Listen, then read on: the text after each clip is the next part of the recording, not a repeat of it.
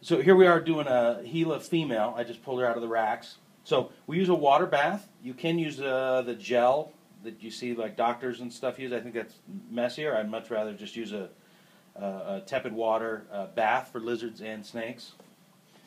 We'll put the probe down against the animal's belly, and then if you look on the screen, as I move the probe up and down the cavity of the animal, you can see these are the follicles here, these large circular areas.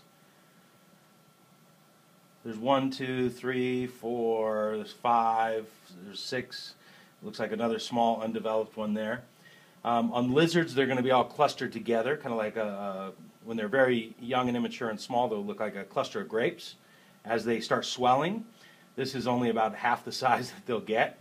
As they reach their full size, it'll look like a smashed bag of marshmallows. On snakes, it'll be a line of pearls. So on snakes, it'll be a line of dots, and then those will also swell.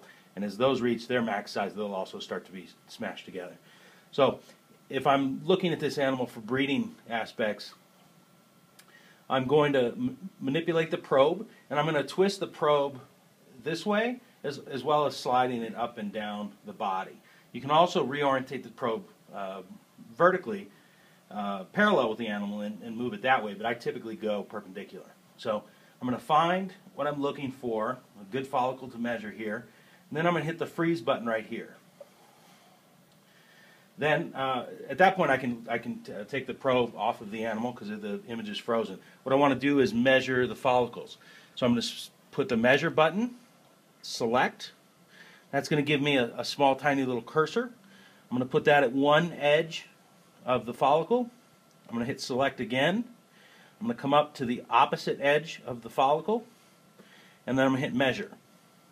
It creates a line between the edges of the follicle, and on this side it gives me the actual measurement. And in this case it's 18 millimeters. I'm not sure how great you can see it on the video, but on the screen it's easy to see. If I want to measure a different one, there's not really one other one in focus right now, but if I want to measure a different spot, same thing, measure, select, measure, and you can record different measurements going down up to 4 different measurements. So in this case I see that this female has, I picked her largest follicle and she's 18 millimeters.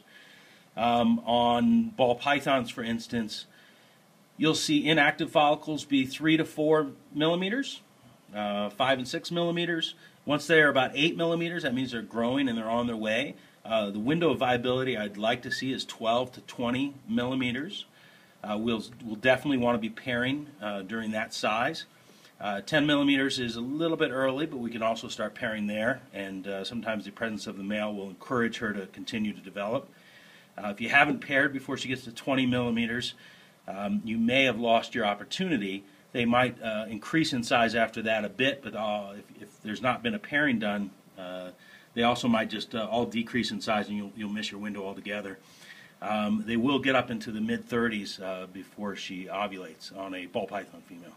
So if you want to unfreeze and go back to ultrasounding, just hit the freeze button again, and the screen will transfer and go back to live, and then I can go back and take a look at, say, other follicles here, or the next animal, or whatever it might be. So that's how to use the unit.